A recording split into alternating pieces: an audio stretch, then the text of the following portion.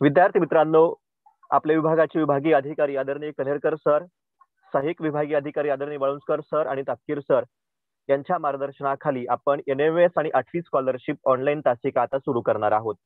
आज आपण जायभाई सरांचं समाजशास्त्र या विषयाचं मार्गदर्शन जाणून घेणार आहोत। सर्वात प्रथम मी आपल्या विभागाचे विभागीय अधिकारी आदरणीय कन्हेरकर सरांना विनंती करतो की आपण विद्यार्थ्यांना मार्गदर्शन करावं। आपल्या विभागाचे सहाय्यक विभागीय अधिकारी आदरणीय तापकीर साहेब, आदरणीय वाळुंजकर साहेब, गुणवत्ता विभाग कक्षाचे प्रमुख आदरणीय साबळे सर, आजचे ज्यांनी आज श्री गणेश करणार आहेत, पहिल्याच दिवशी जे लेक्चर घेणार आहेत असे आमचे मित्र जायभाई सर आणि सर्व शाखांमधील विद्यार्थी बंधू आणि भगिनींनो, आज आपण गेल्या वर्षी स्पर्धा परीक्षेचा ऑनलाईन तासिकांचा उपक्रम आपण घेतलेला होता। त्याच्यामधून आपल्याला चांगल्या प्रकारचा फायदा झाला, अशा प्रकारचा निष्कर्षाप्रत आपण गेल्या वर्षी आलेलो होतो। त्याच धर्तीवर चालू वर्षी सुद्धा आपण हा उपक्रम सुरू केलेला आहे। विद्यार्थी म्हणून आपली जबाबदारी आहे की आपल्याला जी अडचण असेल ती आपल्या शाखेतील असणाऱ्या स्कॉलरशिपच्या स्पर्धा परीक्षेच्या मार्गदर्शक असणाऱ्या शिक्षकांना आपण विचारायची। तिथे मनामध्ये शंका कोणती राहणार नाही याची थोडीशी आपण सर्वांनी दक्षता घ्यायची आणि आपले थोडे दिवस राहिलेले आहेत की थोड्या दिवसामध्ये आपल्याला प्रभावीपणाने काम करायचे की जेणेकरून आपल्याला त्या स्पर्धा परीक्षेमध्ये चांगल्या प्रकारचं यश प्राप्त होईल। ज्यावेळेस निकाल लागतो आणि निकाल लागल्यानंतर कुठेतरी 1-2 गुणावरून आपल्याला आपला क्रमांक जातो किंवा स्पर्धेमध्ये येण्याचं आपलं राहतं, त्यावेळेस मात्र आपल्याला जे दुःख होतं ते फार दुःख झालेलं असतं। त्याच्यासाठी prevention is better than cure, आपण अगोदर काळजी घेणं हे फार गरजेचं आहे। म्हणून आपण सर्व विद्यार्थी अतिशय चांगल्या पद्धतीने स्पर्धा परीक्षेची तयारी करताल अशा प्रकारची अपेक्षा करतो। आणि ह्या ऑनलाईन तासिकेसाठी विभागाच्या वतीनं जे रिसोर्स पर्सन म्हणून काम करणार आहेत ते सर्व सहकार्यांना आजचे प्रथम सुरू करणारे आमचे जायभाई सर आणि सर्वच यापुढेही काम करणाऱ्या सर्व सहकार्यांना शुभेच्छा देतो। त्याचबरोबर आपल्या गुणवत्ता विभाग कक्षाचे प्रमुख आदरणीय साबळे सर याचे नियोजन अतिशय प्रभावीपणाने करत असतात। एखादा उपक्रम आपल्याला हाती घेतल्यानंतर अत्यंत प्रभावीपणाने राबवण्याचे त्यांचे कौशल्य आहे। त्यांनाही मी या उपक्रमासाठी शुभेच्छा देतो आणि सर्व विद्यार्थ्यांना पुन्हा एकदा आपण चांगल्या प्रकारचं काम कराल अशा प्रकारची सदिच्छा व्यक्त करून मी माझे आपल्याला शुभेच्छापर 2 शब्द थांबवतो।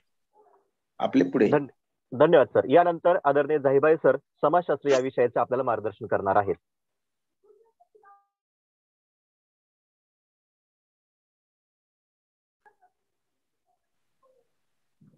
हॅलो, हा जायभाई सर नमस्ते। हो सर, नमस्ते साहेब। आजच्या आपल्या ट्रेनिंगसाठी उपस्थित असणारे उत्तर विभागाचे विभागीय अधिकारी आदरणीय श्री कन्हेरकर साहेब, उपविभागीय अधिकारी सन्माननीय वाळुंजकर साहेब, त्याचबरोबर सन्माननीय तापकीर साहेब, विभागीय गुणवत्ता कक्षाचे प्रमुख आदरणीय साबळे सर, त्याचबरोबर चव्हाण सर आणि NMS विभागाचे प्रमुख आदरणीय भांबरे सर, उपस्थित असणाऱ्या सर्व विद्यालयांचे सन्माननीय मुख्याध्यापक, त्याचबरोबर विद्यार्थी बंधू आणि भगिनींनो, स्पर्धा परीक्षेचा विचार करत असताना NMS या स्पर्धा परीक्षेअंतर्गत समाजशास्त्र या विषयाचं अध्यापन आपल्या विद्यालयात असणाऱ्या सर्व शिक्षकांनी अगदी चोखपणे बजावलेलं आहे। जवळजवळ सर्व शाखांचं अध्यापनाचं कामकाज संपलेलं असावं आणि संपलेलं आहे बहुतेक। त्याचबरोबर सराव चाचण्या सुद्धा बऱ्याच संख्येने झालेल्या आहेत आणि हे सगळं होत असताना आज पुन्हा एकदा आपल्याला सन्माननीय विभागीय अधिकारी साहेब यांनी जी ऑनलाईन अध्यापन करण्याची संधी उपलब्ध करून दिली त्याबद्दल मी सर्व अधिकारी वर्गांचे सर्वात प्रथम आभार व्यक्त करतो आणि या ठिकाणी आजच्या लेक्चरला सुरुवात करतो। सर्वप्रथम इतिहास या विषयाअंतर्गत हे जे 30 घटक आपल्याला आहेत त्या 30 घटकांपैकी जवळजवळ 7 ते 8 घटकांचा अभ्यासक्रम आपण यापूर्वी ऑनलाईन अध्यापन प्रक्रियेनुसार पूर्ण केलेला आहे। आणि आज पुन्हा एकदा मी उपलब्ध असलेल्या कालावधीमध्ये थोडक्यात 2 धड्यांचा या ठिकाणी परामर्श घेत आहे. तर आज परामर्श घेत असताना सविनय ही जी कायदेभंग चळवळ आहे, महात्मा गांधी यांच्या नेतृत्वाखाली आपल्या भारतीय जनतेला न्याय मिळवून देण्यासाठी महात्मा गांधी यांनी आपल्या भारत देशामध्ये जी सविनय कायदेभंग चळवळ सुरू केली, या सविनय कायदेभंग चळवळीविषयी मी अगदी थोडक्यामध्ये तुम्हाला माहिती सांगतो. ही माहिती सांगत असताना, पार्श्वभूमी घेत असताना आपल्याला पाठीमागच्या एका घटकापर्यंत पोहोचावं लागेल. तो घटक आहे असहकार चळवळ.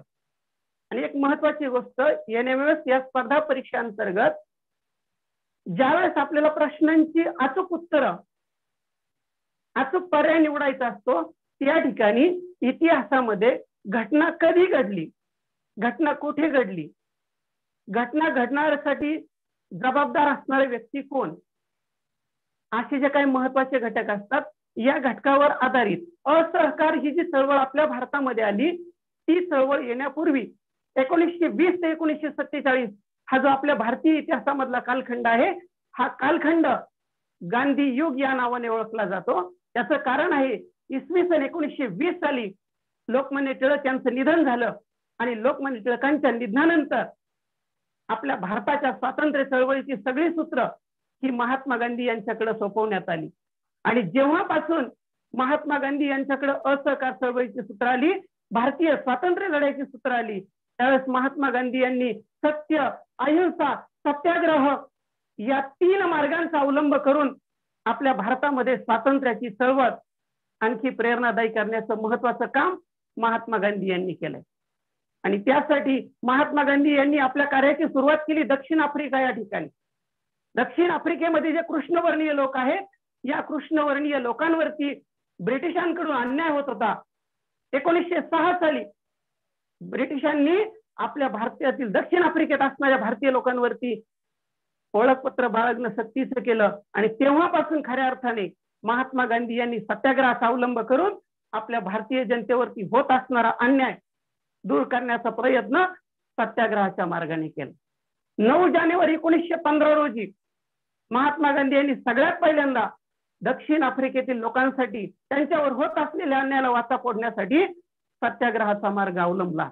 यानंतर अशाच प्रकारच्या सत्याग्रहाचा अवलंब आपल्या भारताच्या बाहेर नेल्सन मंडेला, सर मार्टिन ल्युथर किंग अशा विचारवंतांनी आपल्या भारतामध्ये महात्मा गांधी यांनी अवलंबलेला सत्याग्रहाचा मार्ग दुसऱ्या देशामध्ये सुद्धा होत असलेला अन्याय दूर करण्यासाठी अवलंबला. यानंतर महत्वाची घटना 1917 साली चंपारण या भागामध्ये असणारे जे शेतकरी होते, या शेतकऱ्यांवरती त्या ठिकाणी असणारे ब्रिटिश मळेवाले नीळ पिकवण्याची सक्ती करत असायची. आणि ही जी सक्ती केली जायची, या सक्तीमुळे आपल्या भारतीय शेतकऱ्यांची दयनीय अवस्था झालेली होती. या अवस्थेच्या विरोधामध्ये सगळ्यात पहिल्यांदा महात्मा गांधी यांनी 1917 साली चंपारण्यातील शेतकऱ्यांना संघटित केलं आणि त्यांच्यावरती होत असणारा जो अन्याय आहे, तो अन्याय दूर करण्याचं काम केलं. ही जी घटना इतिहासामध्ये महत्वाची मानली जाते, ती घटना 1917 साली भारतामध्ये घडली.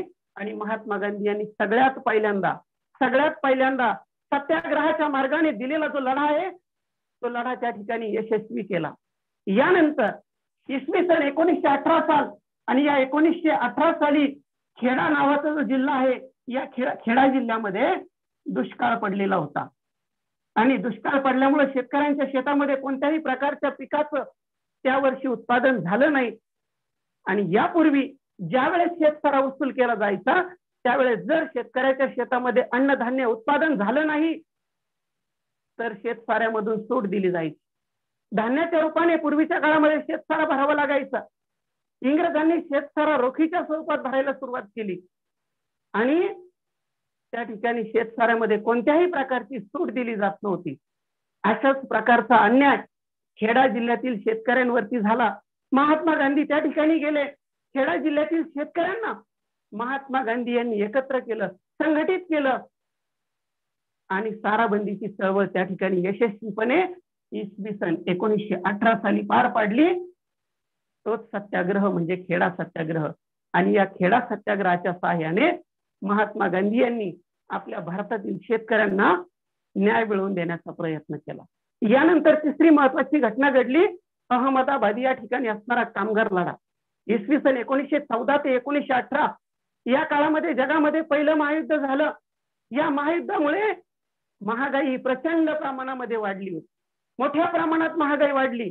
आणि या महागाईमध्ये आपलं जीवन व्यतीत करण्यासाठी त्या ठिकाणी असणाऱ्या गिरणी कामगारांनी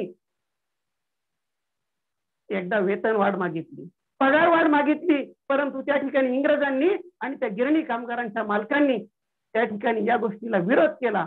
म्हणून त्या ठिकाणी असणारे जे गिरणी कामगार आहेत, या गिरणी कामगारांनी महात्मा गांधी यांच्या नेतृत्वाखाली सत्याग्रहाचा मार्ग अवलंबला आणि त्या ठिकाणी त्यांना न्याय मिळाला. यानंतर पुढची महत्वाची घटना आहे, इसवी सन 1919 साली आपल्या भारतीयांना सुधारणा देण्यासाठी सर सिडनी रौलेट यांच्या अध्यक्षतेखाली एक कायदा आपल्या भारतीयांसाठी, भारताला सुधारणा देण्यासाठी 17 मार्च 1919 रोजी राबवण्यात आला. 17 मार्च 1919 साली सर सिडनी रौलेट यांच्या मार्गदर्शनाखाली जो कायदा करण्यात आला तो कायदा होता रौलेट कायदा. आणि हा जो रौलेट कायदा आहे, हा कायदा आपल्या भारतीयांना अन्यायकारक असा कायदा होता. या कायद्यानुसार कोणत्याही भारतीयांना विना चौकशी तुरुंगात डांबण्याचा अधिकार इंग्रजांनी स्वतःकडे घेतला होता. न्यायालयामध्ये या कायद्याच्या विरोधामध्ये, शिक्षेच्या विरोधामध्ये अपील करण्यास त्या ठिकाणी मनाई करण्यात आली होती. आणि म्हणून असा जो रौलट कायदा आहे, या रौलट कायद्याला आपल्या भारतीय जनतेने काळा कायदा असं संबोधलं. हा जो अन्याय करणारा कायदा आहे, या कायद्याच्या विरोधामध्ये त्या ठिकाणी 6 एप्रिल 1919 रोजी 6 एप्रिल 1919 रोजी आपल्या भारतीय जनतेने रौलट कायद्याच्या विरोधामध्ये हरताळ पाळण्यास सुरुवात केली. वेगवेगळ्या ठिकाणी हरताळ पाळण्यात आला, मोर्चे काढण्यात आले आणि अशाच पद्धतीने इंग्रजांच्या काळा कायद्याला विरोध करण्याचं काम केलं. हा विरोध करण्यासाठी जालियनवाला बाग या ठिकाणी एक प्रचंडाची सभा जालियनवाला बागेमध्ये बोलावण्यात आली आणि या सभेमध्ये बैशाखी या सणाचं निमित्त करण्यात आलं. त्यावेळेला धार्मिक कारणावरून जर भारतीय लोक एकत्र आले तर इंग्रज त्यांना शिक्षा करत नव्हते, परंतु पहिल्यांदाच असं घडलं, बैशाखी सणाच्या निमित्ताने लोक एकत्र आले, त्या ठिकाणी रौलट कायद्याला विरोध करण्यात आला. परंतु जालियनवाला बागेमध्ये जी सभा भरवण्यात आली होती, या सभेवरती त्या ठिकाणी जनरल डायर नावाच्या लष्करी अधिकाऱ्याने गोळीबार करण्याचा आदेश दिला. त्या ठिकाणी गोळीबार करण्यात आला आणि या गोळीबारामध्ये 400 पेक्षा जास्त लोक मृत्युमुखी पडले, हजारोंच्या संख्येने जखमी झाले. जवळजवळ 1600 पहिरी त्या ठिकाणी जालियनवाला बागेमध्ये झाडण्यात आल्या आणि ज्यावेळेस गोळीबार दारुगोळा संपला त्याच वेळेस त्या ठिकाणी गोळीबार करण्याचं थांबलं. अशी जी घटना आहे ती घटना इतिहासामध्ये जालियनवाला बाग हत्याकांड म्हणून ओळखली जाते. जालियनवाला बाग हत्याकांड ही जी घटना आहे ती घटना घडली 13 एप्रिल 1919. 13 एप्रिल 1919 रोजी जालियनवाला बाग या ठिकाणी एक महत्वाचा हत्याकांड घडलं आणि या हत्याकांडाला जबाबदार होता इंग्रजांचा अधिकारी जनरल ओडवायर. यानंतर 1919 साल संपलं, यानंतर सुरू झालं 1920 साल आणि या 1920 साली महात्मा गांधी यांच्या नेतृत्वाखाली आपल्या भारतामध्ये एक महत्वाची चळवळ यशस्वी करण्यात आली. त्या चळवळीचं नाव आहे असहकार चळवळ. महत्वाची घटना 1920 साल आणि त्या ठिकाणी चळवळ राबवण्यात आली. ती चळवळ होती असहकार चळवळ. जोपर्यंत आपण इंग्रजांना सहकार्य करत आहोत तोपर्यंतच इंग्रज लोक आपल्या भारतामध्ये राज्यकारभार व्यवस्थितपणे करू शकतात. जर समजा आपण इंग्रजांना सहकार्य केलंच नाही तर त्या ठिकाणी इंग्रज आपल्या भारतामध्ये राज्यकारभार करू शकणार नाहीत, असं महात्मा गांधी यांचं मत होतं. आणि त्यासाठी त्यांनी 1920 साली आपल्या संपूर्ण भारतामध्ये असहकार चळवळ, इंग्रजांना कोणत्याही प्रकारचं सहकार्य करायचं नाही अशा प्रकारचं धोरण त्या ठिकाणी राबवलं आणि त्यामधूनच आपल्या भारतामध्ये असहकार चळवळ एकदम यशस्वीपणे राबवण्यात आली. प्रत्येक चळवळ त्या ठिकाणी घडत असताना महात्मा गांधी यांचं महत्वाचं तत्व होतं ते म्हणजे अहिंसा. अहिंसेच्या तत्वानुसारच आपली चळवळ चालली पाहिजे असं महात्मा गांधी यांचं मत होतं. परंतु या मताला गालबोट लागलंय फेब्रुवारी 1922 मध्ये. फेब्रुवारी 1922 मध्ये उत्तर प्रदेशातील गोरखपूर जिल्ह्यातील चौरी चौरा या ठिकाणी आपल्या भारतातील सत्याग्रहींनी एक शांततापूर्ण मिरवणूक काढली.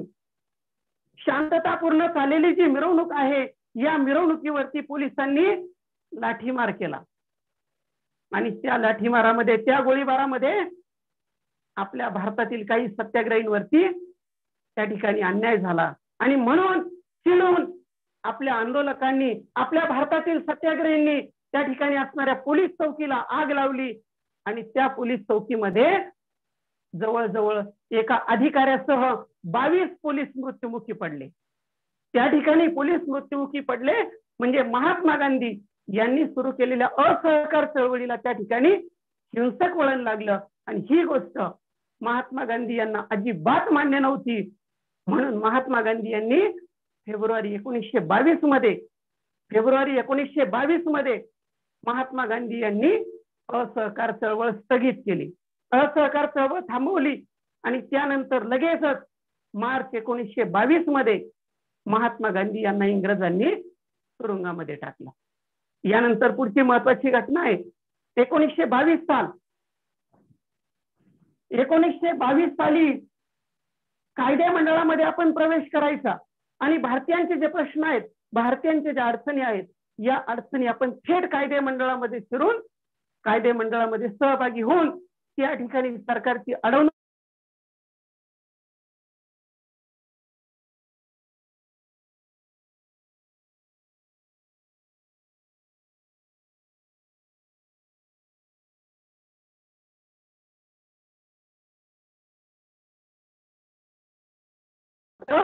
कायदे मंडळात जाऊन त्या ठिकाणी सरकारची अडवणूक करण्यासाठी स्वराज्य पक्ष या पक्षाची स्थापना करण्यात आली.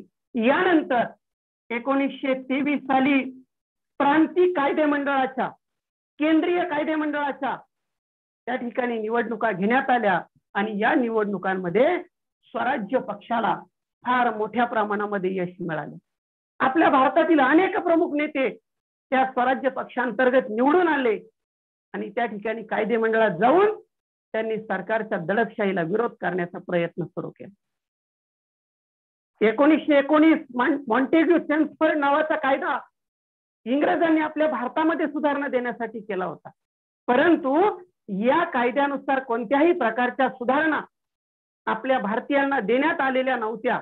म्हणून आपल्या भारतीय जनतेमध्ये इंग्रजांच्या विरोधामध्ये मोठ्या प्रमाणामध्ये असंतोष होता, तीव्र नाराजी होती आणि हा असंतोष कमी करण्यासाठी त्या ठिकाणी एक नवीन कायदा, एक नवीन कमिशन आपल्या भारतामध्ये आणण्यात आलं 1927 साली. आणि जे कमिशन आपल्या भारतामध्ये आणण्यात आलं त्या कमिशनचं नाव आहे सायमन कमिशन. इसवी सन 1927 साली सर जॉन सायमन यांच्या अध्यक्षतेखाली एक 7 सदस्यांची समिती आपल्या भारतामध्ये आणण्यात आली. तिला म्हणतात सायमन कमिशन. आणि या सायमन कमिशनचं एक महत्वाचं वैशिष्ट्य होतं, भारतीयांना सुधारणा देण्यासाठी सायमन कमिशन तयार केलेलं होतं. पण या सायमन कमिशन मध्ये एकही भारतीय प्रतिनिधी नव्हता. भारतीयांना सुधारणा द्यायची होती पण एकही भारतीय प्रतिनिधी नाही. ही गोष्ट ज्यावेळेस आपल्या भारतीय जनतेच्या लक्षात आली त्यावेळेस आपल्या भारतीय जनतेने सायमन कमिशन वरती बहिष्कार टाकला. सायमन कमिशन वरती बहिष्कार टाकला. ज्या ज्या ठिकाणी सायमन कमिशन भारतामध्ये पोहोचलं त्या त्या ठिकाणी सायमन कमिशनच्या विरोधामध्ये त्या ठिकाणी घोषणा देण्यात आल्या. 1928 साली हे सायमन कमिशन आपल्या भारतीयांना सुधारणा देण्यासाठी भारतामध्ये आलं. 1928 साली ज्या ज्या ठिकाणी सायमन कमिशन गेलं त्या त्या ठिकाणी आपल्या भारतीय जनतेने त्यांना सायमन परत जा, सायमन गो बॅक अशा प्रकारच्या घोषणा देऊन या सायमन कमिशनच्या विरोधामध्ये तीव्र निषेध करण्यात आला. सायमन कमिशनला सगळ्या ठिकाणी विरोध करण्यात आला आणि अशाच प्रकारे सायमन कमिशनच्या विरोधामध्ये एक आंदोलन चालू होतं आणि या आंदोलनाचं नेतृत्व केलं होतं लाला लजपतराय यांनी. लाला लजपतराय यांनी केलेल्या निदर्शनामध्ये त्या ठिकाणी त्यांच्यावरती लाठी हल्ला करण्यात आला आणि लाठी हल्ल्यामध्ये लाला लजपतराय यांचा कालांतराने त्या ठिकाणी मृत्यू झाला. 1928 साल संपलं. यानंतर 1929 साली एक अहवाल आपल्या भारतीयांनी इंग्रजांकडे सादर करावा असं ठरलं.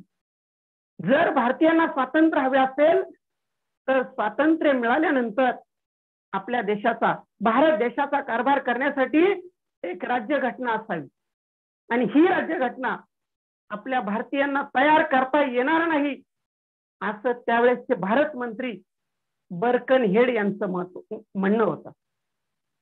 त्यावेळेसचे भारत मंत्री बर्कनहेड यांचं म्हणणं होतं, त्यांचं मत होतं की आपल्या भारतीय लोकांना राज्यघटना तयार करता येणार नाही आणि म्हणून त्यांचं हे जे आश्वासन आहे हे आश्वासन आपल्या भारतीय नेत्यांनी त्या ठिकाणी स्वीकारलं आणि त्यासाठी एक समिती तयार करण्यात आली. या समितीने आपली काही मतं मांडली. त्याच्यामध्ये पहिलं मत होतं जबाबदार शासन पद्धती आपल्या भारतामध्ये अस्तित्वात आली पाहिजे. दुसरं मत होतं भारतामध्ये प्रौढ मतदान पद्धती राबवण्यात आली पाहिजे आणि तिसरं मत होतं भारतीयांना वसाहतीचं स्वराज्य मिळालं पाहिजे. 3 मागण्या तयार करण्यात आल्या आणि या 3 मागण्यांचं महत्वाचं निवेदन पंडित जवाहरलाल नेहरू यांच्या मार्गदर्शनाखाली देण्यात आलं.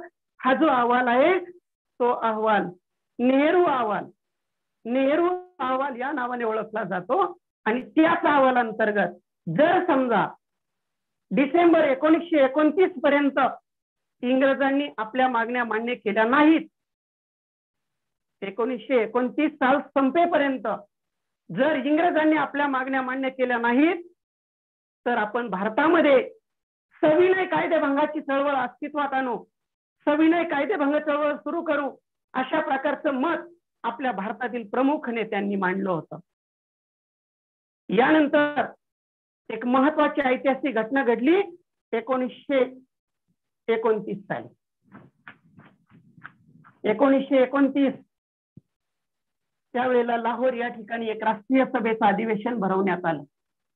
लाहोर या ठिकाणी 1929 साली अधिवेशन भरवण्यात आलं आणि या अधिवेशनानुसार आपल्या भारतातील नेत्यांनी आता आपल्याला वसाहतीचं स्वराज्य अजिबात नको, भारताला संपूर्ण स्वातंत्र्य मिळालं पाहिजे असं आपल्या भारतातील प्रमुख 2 नेत्यांचं मत होतं. त्यापैकी एक होते पंडित जवाहरलाल नेहरू आणि दुसरे होते नेताजी सुभाषचंद्र बोस. या दोनही नेत्यांचं मत होतं आपल्याला वसाहतीचं स्वराज्य नको. संपूर्ण स्वराज्याची मागणी लाहोर अधिवेशनामध्ये करण्यात आली आणि या लाहोर अधिवेशनामध्ये संपूर्ण स्वातंत्र्याचा ठराव त्या ठिकाणी मांडण्यात आला. संपूर्ण स्वातंत्र्याचा ठराव त्या ठिकाणी मंजूर करण्यात आला आणि 31 डिसेंबर 1929 महत्वाची तारीख आहे. 31 डिसेंबर 1929 रोजी रावी नदीच्या काठावरती पंडित जवाहरलाल नेहरू यांनी तिरंगा ध्वज फडकवला आणि तेव्हापासून तो दिवस स्वातंत्र्य दिन म्हणून साजरा करायला सुरुवात झाली. 26 जानेवारी हा दिवस स्वातंत्र्य दिन म्हणून साजरा करण्यात यावा, स्वातंत्र्य दिन म्हणून पाळण्यात यावा अशा प्रकारचं मत त्या ठिकाणी पंडित जवाहरलाल नेहरू यांनी मांडलं आणि 26 जानेवारी 1930 पासून खऱ्या अर्थाने आपल्या भारताला स्वातंत्र्य मिळवण्यासाठी असणारी जी चळवळ आहे ही चळवळ राष्ट्रीय चळवळ अहिंसक मार्गाने घेऊन जाण्याचं महत्वाचं काम आपल्या भारतातील प्रमुख नेत्यांनी करायला सुरुवात केली. यानंतर आता 8वा धडा सुरू होतोय सविनय कायदेभंग चळवळ. याचा शेवटचा मुद्दा सांगितला लाहोर अधिवेशन आणि या लाहोर अधिवेशनामध्ये महत्वाची गोष्ट घडली, महत्वाचा ठराव झाला. त्यातील पहिला ठराव आहे संपूर्ण स्वातंत्र्याचा ठराव. या संपूर्ण स्वातंत्र्याच्या ठरावाच्या वेळेला असं ठरलं होतं जर इंग्रजांनी भारतीयांच्या मागण्या मान्य केल्या नाहीत तर सविनय कायदेभंग चळवळ सुरू केली जाईल. त्यासाठी महात्मा गांधी यांनी इंग्रजांकडे बऱ्याच मागण्या केल्या होत्या, परंतु केलेल्या ज्या बऱ्याच मागण्या आहेत या बऱ्याच मागण्या पैकी एकही मागणी त्या ठिकाणी इंग्रजांनी मान्य केली नाही. आणि म्हणून महात्मा गांधी यांनी लाहोर अधिवेशनानंतर संपूर्ण स्वातंत्र्याचा ठराव झाल्यानंतर लगेच त्या ठिकाणी सविनय कायदेभंगाची चळवळ सुरू केली. सविनय कायदेभंग ही चळवळ सुरू करण्यात आली आणि या सविनय कायदेभंग चळवळी अंतर्गत ब्रिटिश सरकारकडे पहिली मागणी महात्मा गांधी यांनी केली होती ती म्हणजे मिठावरील कर रद्द करण्यात यावा आणि मीठ तयार करण्याची जी सरकारची मक्तेदारी आहे ही सरकारची मक्तेदारी बंद करण्यात यावी, ही मागणी त्या ठिकाणी महात्मा गांधी यांनी इंग्रजांकडे केली. महात्मा गांधी यांनी केलेली मागणी इंग्रजांनी त्या ठिकाणी फेटाळून लावली आणि म्हणून महात्मा गांधींनी सगळ्यात पहिल्यांदा आपल्या भारतामध्ये मिठाचा सत्याग्रह केला. भारतामध्ये इंग्रजांनी केलेला मिठाचा कायदा मोडला आणि अशाच प्रकारचे सत्याग्रह आपल्या संपूर्ण भारत देशामध्ये अनेक ठिकाणी करण्याचं ठरलं. त्याचं सगळ्यात महत्वाचं कारण आहे मीठ हा सामान्य जनतेचा. महत्वाची घटना लक्षात ठेवा. सगळ्यात पहिल्यांदा महात्मा गांधी यांच्या नेतृत्वाखाली मिठाचा सत्याग्रह करण्याचं ठरलं. मिठाचा सत्याग्रह का केला तर मीठ हा एक सामान्य जनतेच्या आहारातील महत्वाचा घटक होता, अत्यंत महत्वाचा घटक. कितीही श्रीमंत असला कितीही गरीब असला तरी त्याचं दररोजचं जे जेवण आहे त्या जेवणाला मिठाशिवाय चव येणार नाही. आणि जर समजा या मिठावरती कर असेल तर मिठाच्या किमती मोठ्या प्रमाणामध्ये वाढलेल्या असतील. गोरगरीब सर्वसामान्य जनतेला मीठ ही गोष्ट घेण्यास परवडणार नाही असं होऊ नये यासाठी सगळ्यात पहिल्यांदा महात्मा गांधी यांनी मिठावरील कर रद्द करण्याचं काम केलं आणि यासाठी त्यांनी मिठाचा सत्याग्रह केला. मिठाचा हा जो सत्याग्रह करण्यात आला हा सत्याग्रह प्रतिकात्मक होता आणि त्या प्रतिकात्मकचा अर्थ आहे फक्त मीठ किंवा मिठावरती इंग्रजांनी बसवलेला कर एवढाच मोडायचा नाही, तर ब्रिटिश सरकारचे जे कायदे आहेत त्या ब्रिटिश सरकारने केलेले कायदे कसे होते तर ब्रिटिश सरकारने केलेले कायदे होते जुलमी आणि अन्यायकारक. ब्रिटिश सरकारने केलेले जे जुलमी कायदे आहेत, जे अन्यायकारक कायदे आहेत, हे जुलमी आणि अन्यायकारक कायदे आपल्या भारतीय जनतेने सत्याग्रहाच्या मार्गाने मोडायचे असं महत्वाचं ध्येय महात्मा गांधी यांचं होतं. आणि म्हणून सगळ्यात पहिल्यांदा महात्मा गांधी यांनी त्या ठिकाणी मिठाचा सत्याग्रह करण्याचं ठरवलं. हा मिठाचा सत्याग्रह करण्यासाठी महात्मा गांधी यांनी गुजरातच्या समुद्र किनाऱ्यावरील दांडी या ठिकाणाची निवड केली. गुजरातच्या समुद्र किनाऱ्यावरील कोणत्या ठिकाणाची निवड महात्मा गांधी यांनी मिठाचा सत्याग्रह करण्यासाठी केली तर दांडी या ठिकाणाची निवड महात्मा गांधी यांनी मिठाचा सत्याग्रह करण्यासाठी केली.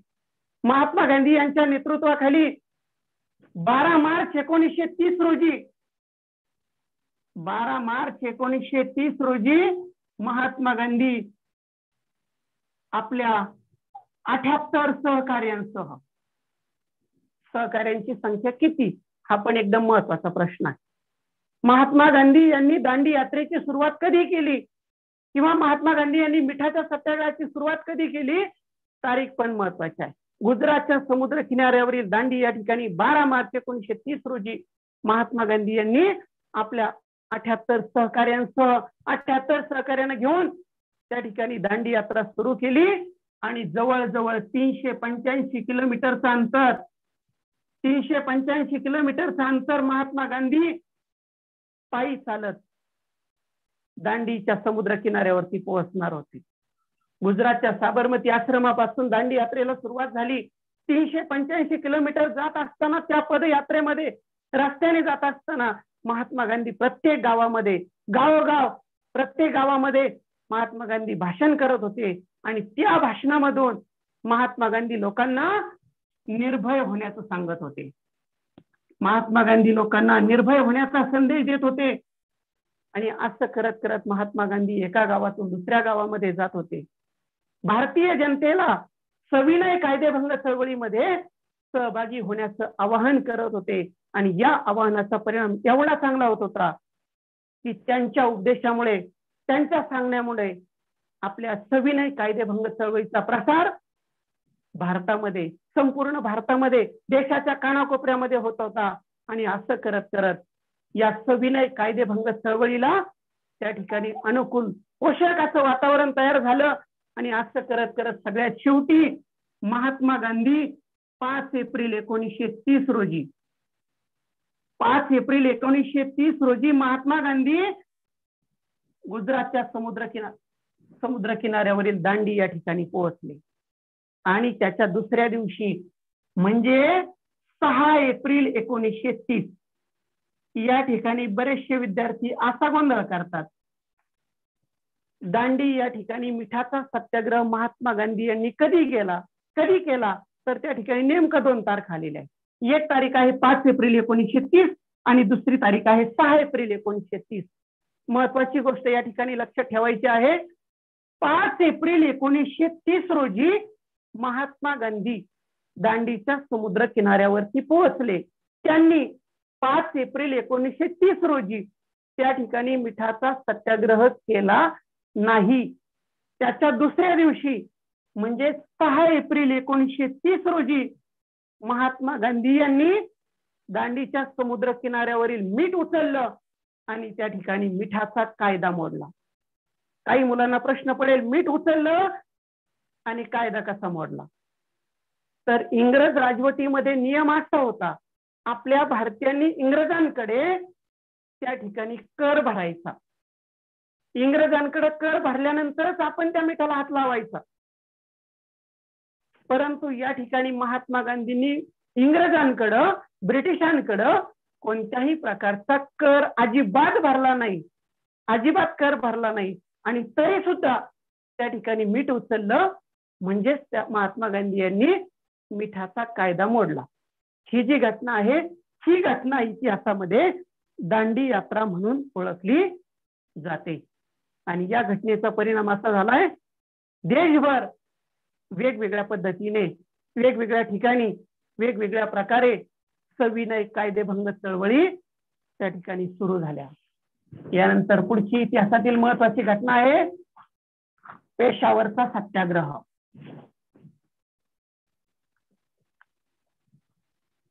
पेशावरचा सत्याग्रह त्यावेळेला वायव्य सरहद्द प्रांतामध्ये, वायव्य सरहद्द नावाचा जो प्रांत आहे, या प्रांतामध्ये खान अब्दुल गफ्फार खान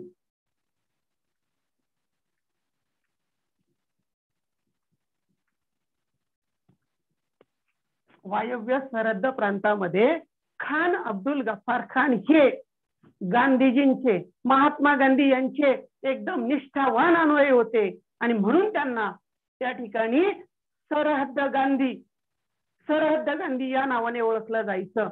या सरहद्द गांधींनी म्हणजे खान अब्दुल गफ्फार खान यांनी त्या ठिकाणी एक संघटना स्थापन केलेली होती. त्या संघटनेचं नाव आहे खुदा-ई खिदमतगार. खान अब्दुल गफ्फार खान यांच्या नेतृत्वाखाली जी संघटना तयार केली होती त्या संघटनेचं नाव आहे खुदा-ई खिदमतगार. आणि या संघटनेच्या नेतृत्वाखाली पेशावर या शहरामध्ये 23 एप्रिल 1930 रोजी सत्याग्रह सुरू करण्यात आला. तारीख महत्वाची, पेशावरचा सत्याग्रह कधी झाला?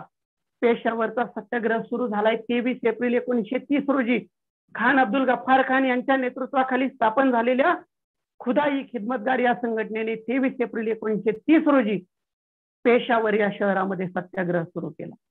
संपूर्ण जे पेशावर हे शहर आहे, हे शहर जवळजवळ एक आठवडाभर आपल्या भारतीय सत्याग्रहींच्या ताब्यामध्ये होतं. आणि त्यावेळेला इंग्रजांनी गढवाल नावाचा जो पलटणीचा अधिकारी आहे, गढवाल ही जी पलटण आहे, या पलटणीला या सत्याग्रहींवरती गोळीबार करण्याचा आदेश दिला. आणि त्यावेळेला या पलटणीचा जो प्रमुख होता त्या प्रमुखाचं नाव आहे चंद्रसिंग ठाकूर. गढवाल पलटणीचे प्रमुख अधिकारी, त्या प्रमुख अधिकाऱ्यांचं नाव आहे चंद्रसिंग ठाकूर. यांना सत्याग्रहीवरती गोळीबार करण्याचा आदेश देण्यात आला, परंतु त्या ठिकाणी सत्याग्रहीवरती गोळीबार करण्यास चंद्रसिंग ठाकूर यांनी नकार दिला आणि म्हणून इंग्रजांनी त्यांना त्या ठिकाणी कडक शिक्षा दिली. तरी सुद्धा चंद्रसिंग ठाकूर यांनी आपल्या भारतीय सत्याग्रहीवरती गोळीबार केला नाही. यानंतर काय झालं, जर समजा महात्मा गांधी यांची चाललेली सविनय कायदेभंग चळवळ याच पद्धतीने चालू राहिली, संपूर्ण भारतामध्ये जर याचं लोण पसरत गेलं, तर नक्कीच ब्रिटिश सरकार अडचणीत येईल. आणि ब्रिटिश सरकार अडचणीत आलं तर भारताच्या वेगवेगळ्या भागामध्ये अशाच पद्धतीने मोठमोठ्या चळवळी इंग्रजांच्या विरोधामध्ये होतील असं ब्रिटिश अधिकाऱ्यांना वाटायला लागलं. सविनय कायदेभंग चळवळीमुळे सरकार अडचणीत येत आहे ही गोष्ट ज्या वेळेस लक्षात आली त्यावेळेस लगेच त्यांनी 4 मे 1930 रोजी, तारीख पुढची महत्वाची लक्षात ठेवा, 4 मे 1930 रोजी ब्रिटिशांनी महात्मा गांधी यांना तुरुंगामध्ये टाकलं. परीक्षेला प्रश्न विचारला तो महात्मा गांधी यांना केव्हा तुरुंगामध्ये टाकण्यात आलं. तारीख आहे 4 मे 1930 रोजी त्या ठिकाणी त्यांना तुरुंगात टाकण्यात आलं. संपूर्ण देशभर, संपूर्ण भारतभर त्या ठिकाणी दडपशाहीचं धोरण इंग्रजांनी राबवायला सुरुवात केली, परंतु सविनय कायदेभंग चळवळ आपल्या भारतामध्ये अनेक ठिकाणी पोहोचली होती. आपल्या भारतीय सत्याग्रहींनी इंग्रजांना विरोध करण्याचं काम त्या ठिकाणी प्रकर्षाने केलेलं होतं. आणि यातूनच पुढची महत्वाची घटना आहे सोलापूरचा सत्याग्रह. सोलापूरचा सत्याग्रह 4 मे 1930 ला महात्मा गांधी यांना अटक झाली आणि त्यानंतर महात्मा गांधी यांच्या अटकेच्या निषेधार्थ सोलापूर या शहरामध्ये 6 मे 1930 रोजी 6 मे 1930 रोजी त्या ठिकाणी हरताळ पाळण्यात आला, मोर्चे काढण्यात आले आणि सोलापूर या ठिकाणी जो सत्याग्रह करण्यात आला या सत्याग्रहामध्ये सगळ्यात जास्त आघाडीवरती असणारे होते ते आहेत गिरणी कामगार. परीक्षेला नक्की प्रश्न विचारला जातो, सोलापूर सत्याग्रहामध्ये टिंब कामगार आघाडीवर होते. उत्तर आहे सोलापूर सत्याग्रहामध्ये गिरणी कामगार आघाडीवर होते आणि यांच्या नेतृत्वाखाली 6 एप्रिल ऐवजी 4 मे त्याच्यानंतर 2 दिवसांनी म्हणजे 6 मे 1930 रोजी 6 मे 1930 रोजी सोलापूर या शहरामध्ये गिरणी कामगारांच्या नेतृत्वाखाली सत्याग्रह करण्यात आला. आणि हा सत्याग्रह करत असताना आपल्या भारतीय सत्याग्रहींनी त्या ठिकाणी मोर्चा काढला. भारतीय जनतेने सत्याग्रहींनी जो मोर्चा काढला होता त्यावेळेसचा कलेक्टर, तत्कालीन कलेक्टर, या कलेक्टरने या सत्याग्रहींवरती गोळीबार करण्याचा आदेश दिला आणि त्या ठिकाणी सत्याग्रहींवरती गोळीबार करण्यात आला आणि या गोळीबारामध्ये शंकर शिवदारे यांच्यासह आपल्या भारतातील अनेक स्वयंसेवक सोलापूर सत्याग्रहाच्या वेळेला मृत्युमुखी पडले. ज्या वेळेस इंग्रजांनी केलेल्या गोळीबारामध्ये आपल्या भारतातील स्वयंसेवक मृत्युमुखी पडले, मग याला उत्तर आपल्या भारतीय जनतेने सुद्धा तेवढ्याच तीव्रतेने दिलंय. कारण महात्मा गांधी यांचा संदेश होता निर्भय होऊन इंग्रजांना विरोध करा.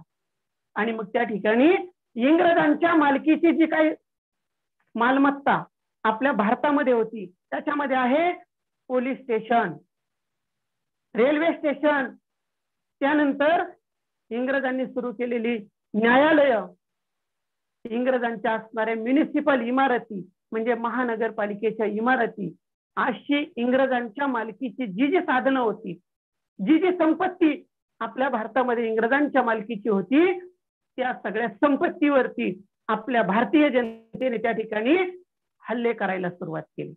हल्ले करून इंग्रजांची ही जी संपत्ती आहे ही संपत्ती नष्ट करण्याचा प्रयत्न केला.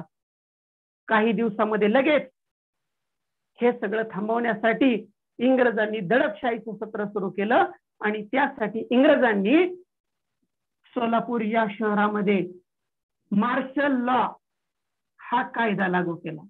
मार्शल लॉ यालाच म्हणतात लष्करी कायदा. परीक्षेला प्रश्न विचारला जातो, मार्शल लॉ म्हणजे काय? तर मार्शल लॉ म्हणजे लष्करी कायदा.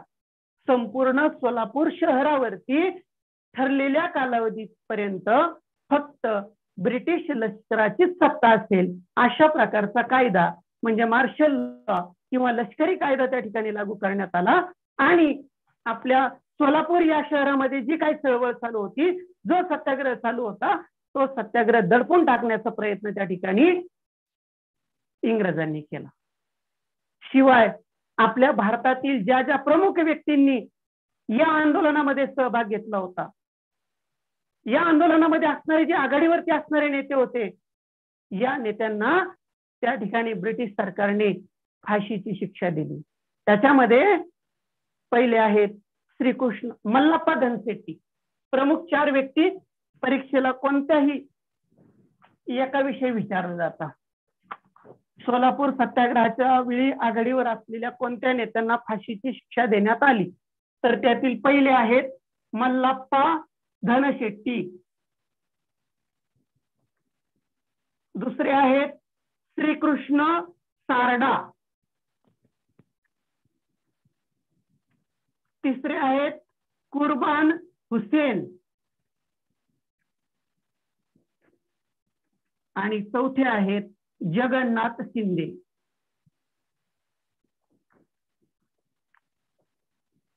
या 4 पैकी कोणतंही एखादं नाव आपल्याला पर्यायामध्ये दिलं जातं. इतर 3 वेगवेगळे पर्याय असतात. पैकी एक मात्र अचूक उत्तर असतं आणि विचारलं जातं सोलापूर सत्याग्रहाच्या वेळेला आघाडीवर असलेल्या नेत्यांपैकी कोणाला फाशी देण्यात आली? 4ही नाव आपण लक्षात ठेवायचे. शिवाय आणखी एक वेगळ्या स्वरूपाचा प्रश्न त्या ठिकाणी विचारला जातो, 4 पैकी कोणत्याही एखाद्या व्यक्तीचा त्या ठिकाणी आपल्याला प्रश्नपत्रिकेमध्ये फोटो पण दिला जातो. फोटो दिला जातो आणि त्या फोटोवरून विचारलं जातं सोलापूर या सत्याग्रहाशी संबंधित असणारी व्यक्ती खालील पैकी कोण? आणि मग तुम्हाला फोटोवरून या 4 पैकी कोणते नेते आहेत हे ओळखता आलं पाहिजे.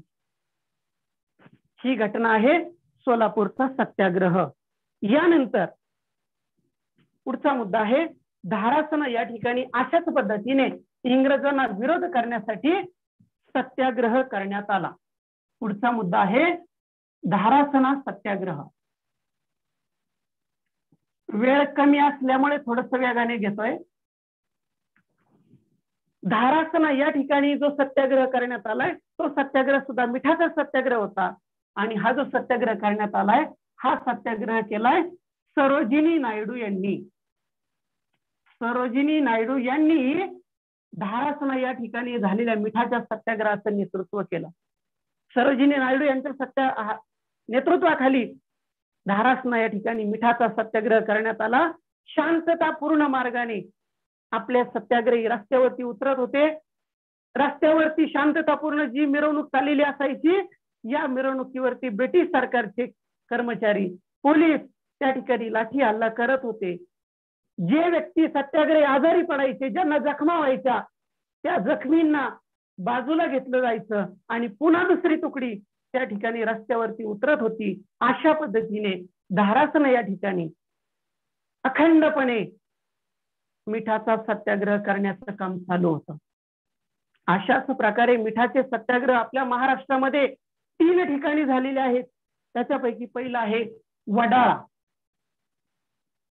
दुसरा आहे मालवण आणि तिसरा आहे शिरोडा. महत्वाचा प्रश्न,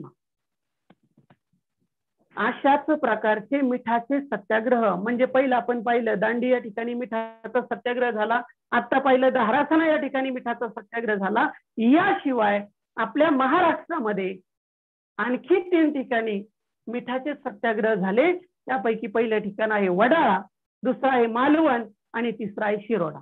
आता ज्या ठिकाणी मिठागरे नव्हती, ज्या ठिकाणी मिठागरे नव्हती त्या ठिकाणी मिठाचा सत्याग्रह करणं शक्य नव्हतं.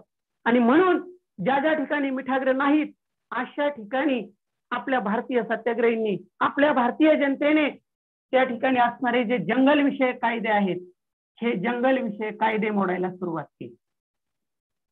ज्या ज्या ठिकाणी मिठागरे नव्हती त्या ठिकाणी भारतीय जनतेने जंगल विषयक कायदे मोडायला सुरुवात केली. आणि अशाच प्रकारे जंगल विषयक जे कायदे आहेत हे कायदे आपल्या महाराष्ट्रामध्ये 82, दुसरा आहे संगमनेर, तिसरा आहे चिरनेर, चौथा आहे पुसद. 82, संगमनेर, चिरनेर, पुसद आणि एक ठिकाण राहिलं कळवण. अशा 5 ठिकाणी आपल्या महाराष्ट्रामध्ये 82, संगमनेर, चिरनेर, पुसद आणि कळवण अशा 5 ठिकाणी आपल्या भारतातील सत्याग्रहींनी जंगल विषयक कायदे मोडले. म्हणजे या ठिकाणी आपल्या भारतीय सत्याग्रहींनी जंगल सत्याग्रह केला. ज्या ज्या ठिकाणी जंगल सत्याग्रह करण्यात आला या जंगल सत्याग्रहामध्ये सगळ्यात जास्त संख्येने सहभागी झालेले लोक होते आदिवासी लोक. परीक्षेला प्रश्न विचारला जातो, जंगल सत्याग्रहामध्ये कोण मोठ्या संख्येने सहभागी झाले? तर जंगल सत्याग्रहामध्ये आदिवासी लोक त्या ठिकाणी मोठ्या संख्येने सहभागी झाले. यानंतर पुढची घटना आहे बाबू गेनूचे बलिदान. साबळे सर.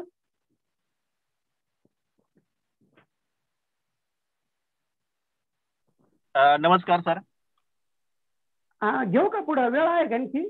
हो, अजून 10 मिनिट आहे. चालतंय, मग कंटिन्यू करता लगेच. ओके ओके, ठीक ठीक. हा, पुढची महत्वाची घटना आहे ती म्हणजे बाबू गेनूचे बलिदान. आपल्या भारतामध्ये त्यावेळेला बहिष्कार आंदोलन चालू होतं. बहिष्कार आंदोलन याचा अर्थ आहे इंग्रजांनी भारतामध्ये जर एखादा माल विक्रीसाठी आणला किंवा दुसऱ्या देशातला माल जर आपल्या भारतामध्ये आला तर तो माल आपण अजिबात वापरायचा नाही. हे जे आंदोलन यशस्वी करायचं काम चाललं होतं त्या आंदोलनाचं नाव होतं बहिष्कार आंदोलन. आणि या बहिष्कार आंदोलना अंतर्गत मुंबईमध्ये असणारे गिरणी कामगार त्यांचं नाव आहे बाबू गेनू सईद.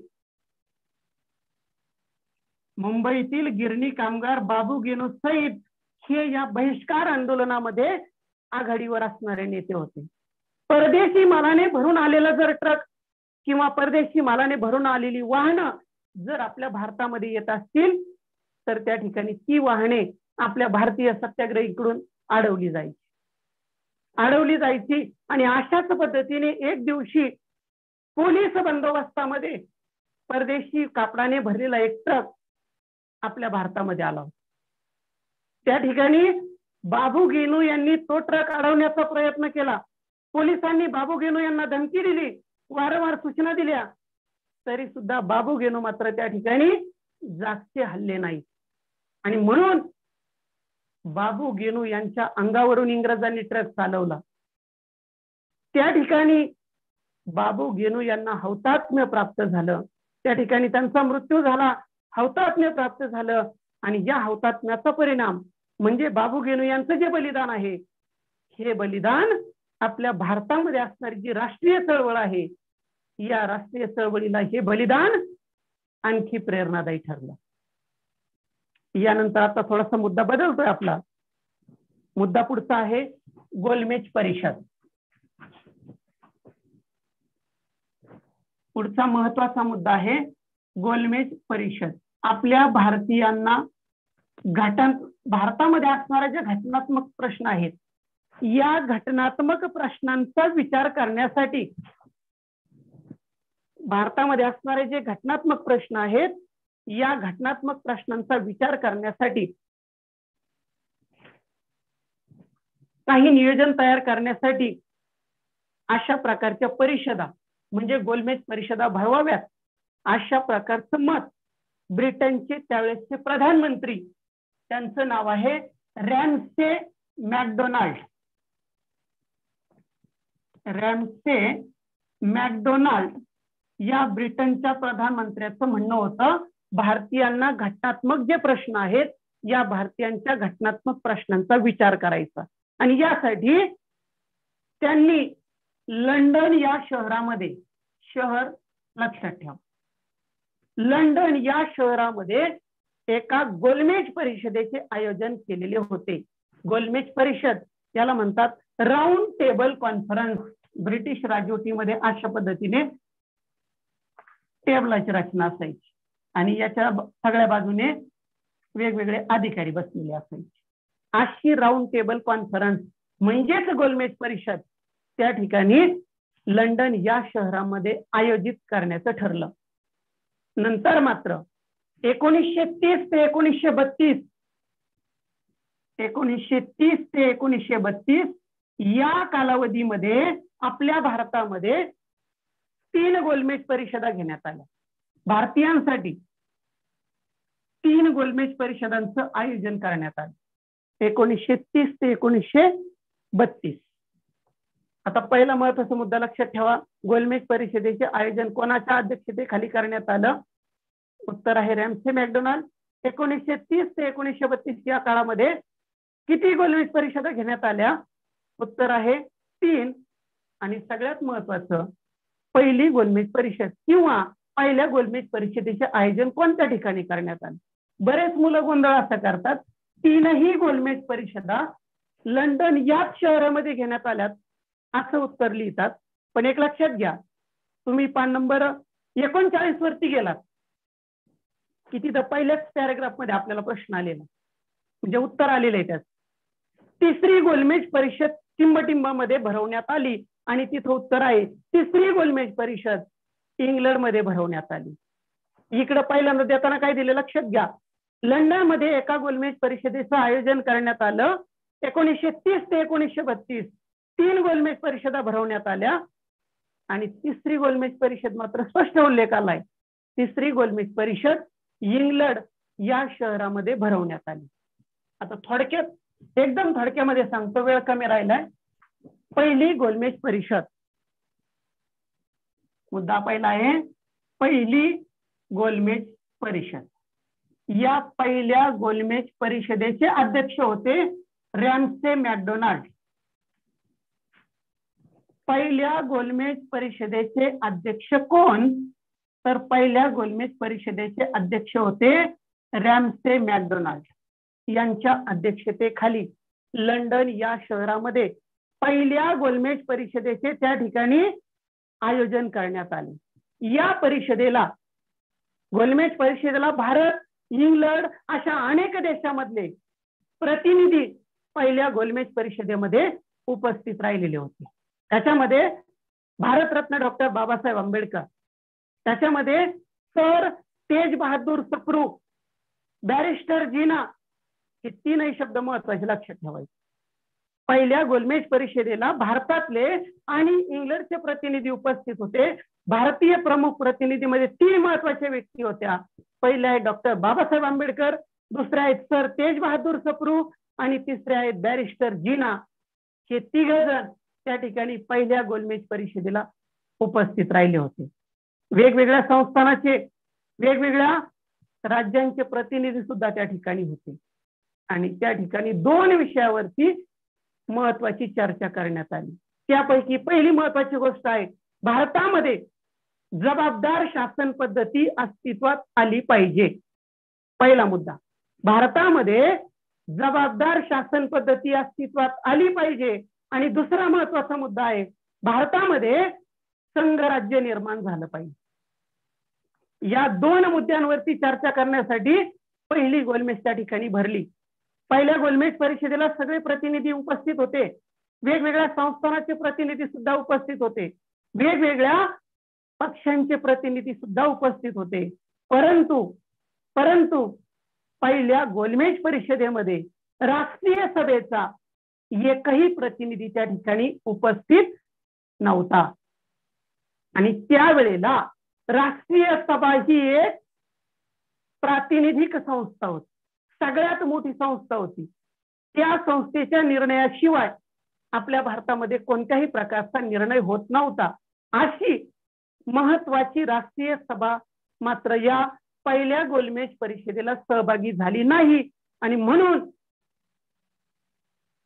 या ठिकाणी पहिल्या गोलमेज परिषदेमध्ये कोणताही निर्णय झाला नाही. पहिली गोलमेज परिषद त्या ठिकाणी निष्फळ ठरली. कारण लक्षात ठेवा, पहिली गोलमेज परिषद का निष्फळ ठरली? अनेक प्रतिनिधी त्या ठिकाणी उपस्थित होते, परंतु त्या ठिकाणी राष्ट्रीय सभेचा एकही प्रतिनिधी उपस्थित नव्हता. म्हणून पहिली गोलमेज परिषद अयशस्वी ठरली. यानंतरचा मुद्दा आहे गांधी आयर्विन करार.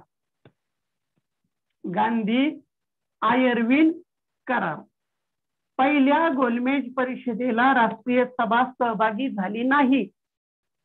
यानंतर पुन्हा एकदा दुसरी गोलमेज परिषद घ्यावी लागेल आणि या दुसऱ्या गोलमेज परिषदेला मात्र राष्ट्रीय सभेचे प्रतिनिधी सहभागी झाले पाहिजेत, अशा प्रकारचं मत त्या ठिकाणी ब्रिटनचे प्रधानमंत्री रॅम्से मॅकडोनाल्ड यांनी मांडले. दुसऱ्या गोलमेज परिषदेला त्या ठिकाणी राष्ट्रीय सभेचे प्रतिनिधी उपस्थित झाले पाहिजेत असं ज्यावेळेस रॅम्से मॅकडोनाल्ड यांनी आपलं मत मांडलं, त्यावेळेस भारताचे जे व्हाईसरॉय होते, इंग्रजांचा अधिकारी व्हाईसरॉय, यांनी ठरवलं जर समजा दुसऱ्या गोलमेज परिषदेला राष्ट्रीय सभेचे प्रतिनिधी हजर करायचे असतील तर त्यांनी दोन महत्वाच्या गोष्टी केल्या. एक गोष्ट केली, महात्मा गांधी आणि इतर महत्वाच्या व्यक्तींची त्या ठिकाणी तुरुंगातून सुटका केली. महात्मा गांधी 4 मे 1930 ला त्यांना तुरुंगात टाकलेलं होतं, त्या ठिकाणी त्यांची तुरुंगातून सुटका करण्यात आली. आणि दुसरी गोष्ट, राष्ट्रीय सभेला दुसऱ्या गोलमेज परिषदेला सहभागी होण्यासाठी पोषक वातावरण निर्माण करायचं काम त्या ठिकाणी व्हाईसरॉयने केलं. आणि यासाठी महात्मा गांधी आणि व्हाईसरॉय आयर्विन, महात्मा गांधी आणि व्हाईसरॉय आयर्विन यांच्यामध्ये एक करार झाला.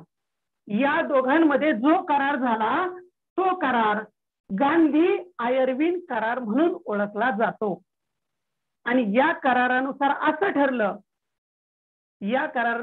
ठरलं की आपल्या भारतीयांना जी जबाबदार शासन पद्धती अस्तित्वात आली पाहिजे, ही जी मागणी आहे ती मागणी त्या ठिकाणी गोलमेज परिषदेमध्ये पूर्ण केली जाईल.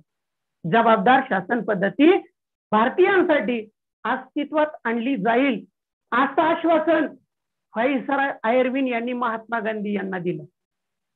आणि मग महात्मा गांधी यांनी सुद्धा जर समजा भारतीयांसाठी जबाबदार शासन पद्धती अस्तित्वात येणार असेल तर आम्ही भारतीय लोक सुद्धा लगेच सविनय कायदेभंग चळवळ मागे घेऊ. भारतामध्ये सुरू झालेली सविनय कायदेभंग चळवळ त्या ठिकाणी मागे घेऊ आणि आम्ही सुद्धा दुसऱ्या गोलमेज परिषदेला उपस्थित राहू, अशा प्रकारचं मत महात्मा गांधी यांनी मांडलं. अशा पद्धतीने महात्मा गांधी आणि व्हाईसरॉय यांच्यामध्ये जो करार झाला तो करार गांधी आयर्विन करार म्हणून प्रसिद्ध आहे. आणि यानंतर दुसरी गोलमेज परिषद भरवण्यात आली.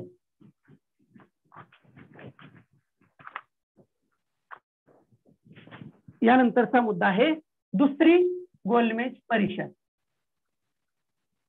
आता एकदम थोडक्यात सांगतो, वेळ संपलेला आहे.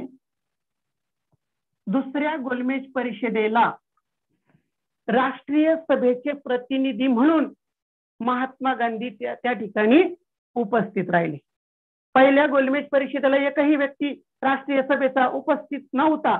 आता मात्र गांधी आयर्विन करारानुसार महात्मा गांधी दुसऱ्या गोलमेज परिषदेला गेले आणि दुसऱ्या गोलमेज परिषदेमध्ये मात्र त्या ठिकाणी इंग्रजांनी वेगळाच प्रश्न उपस्थित केला. तो प्रश्न होता अल्पसंख्याकांचा प्रश्न. इंग्रजांनी त्या ठिकाणी अल्पसंख्याकांचा प्रश्न उपस्थित केला. हा जो अल्पसंख्याकांचा प्रश्न आहे आणि जबाबदार शासन पद्धती, या दोन प्रश्नांबाबत महात्मा गांधी आणि त्या ठिकाणी असणारे प्रमुख नेते अशा सगळ्यांमध्ये त्या ठिकाणी मतभेद निर्माण झाले. महात्मा गांधी यांनी निर्माण झालेले मतभेद त्या ठिकाणी मिटवण्याचा प्रयत्न केला, पण महात्मा गांधी यांना या गोष्टीमध्ये यश आलं नाही आणि शेवटी महात्मा गांधी दुसऱ्या गोलमेज परिषदेवरून उद्विग्न मनाने पुन्हा एकदा आपल्या भारत देशामध्ये आले. त्या ठिकाणी सुद्धा भारतीयांना जबाबदार शासन पद्धती मिळावी हे महात्मा गांधी यांचं म्हणणं पूर्ण झालं नाही आणि त्याच्यानंतर महत्वाची घटना घडली. ती घटना आहे पुणे करार.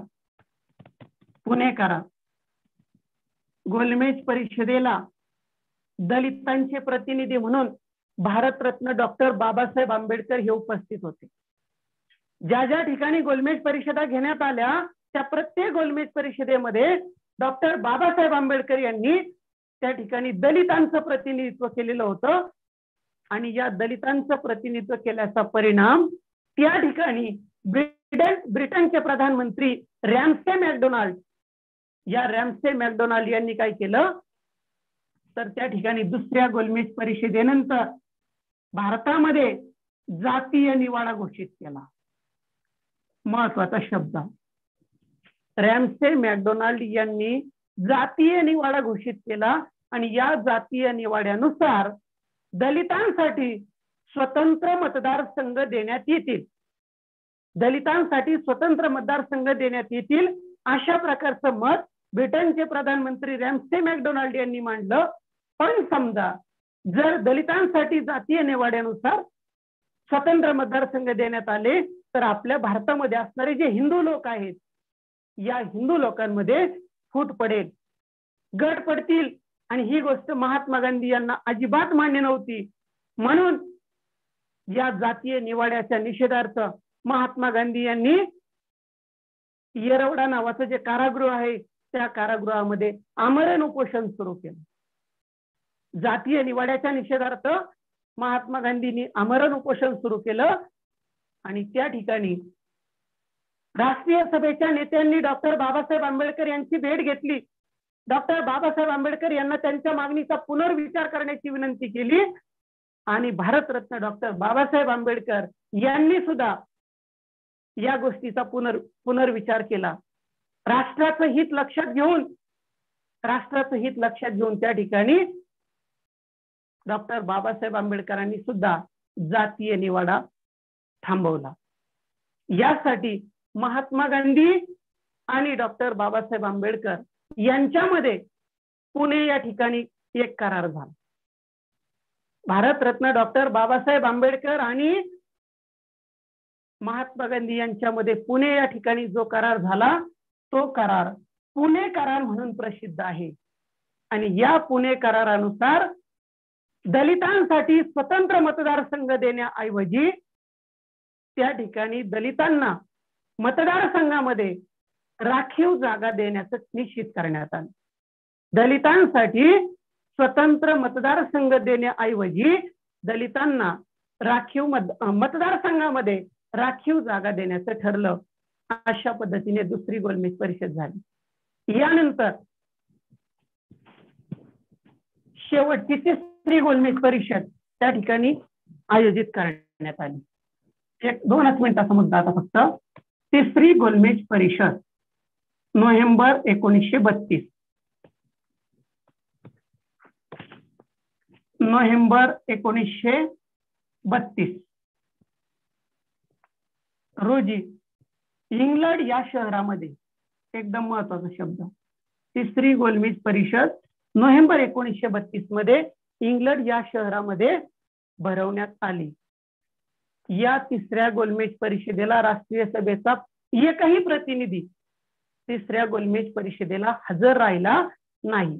तिसऱ्या गोलमेज परिषदेला राष्ट्रीय सभेने बहिष्कार टाकला आणि म्हणून भारतामध्ये तिसरी गोलमेज परिषद सुद्धा त्या ठिकाणी अयशस्वी झाली, यशस्वी होऊ शकली नाही. आणि यानंतर पुन्हा एकदा महात्मा गांधी यांनी आपल्या भारतामध्ये सविनय कायदेभंग चळवळ सुरू करण्याचा प्रयत्न केला. इंग्रजांनी दडपशाहीचं धोरण राबवलं आणि म्हणून एप्रिल 1934 साली आपल्या भारतातली सविनय कायदेभंग चळवळ कायमची बंद पडली. या ठिकाणी हा धडा संपलेला आहे. साबळे सर. धन्यवाद सर. विद्यार्थी मित्रांनो, आत्ताच काष्टी कन्या विद्यालयाच्या आदरणीय जाईभाई सर यांनी आपल्याला सविनय कायदेभंग चळवळीविषयी सविस्तर माहिती सांगितलेली आहे. विद्यार्थी मित्रांनो, गोलमेज परिषदा, त्याचप्रमाणे बाबू गिनूचे बलिदान असेल, सोलापूरचा सत्याग्रह असेल, तसेच पेशावरचा सत्याग्रह आणि दांडी यात्रा याविषयी अगदी व्यवस्थित सविस्तर अशी माहिती, त्याचप्रमाणे NMS परीक्षेविषयी सविस्तर प्रश्न कोणत्या पद्धतीने येऊ शकतात याविषयी अतिशय व्यवस्थित माहिती सांगितली. त्याबद्दल आदरणीय जाईभाई सर यांचे मनपूर्वक आभार मानून आजची ही ऑनलाईन तासिका आपण या ठिकाणी थांबवणार आहोत.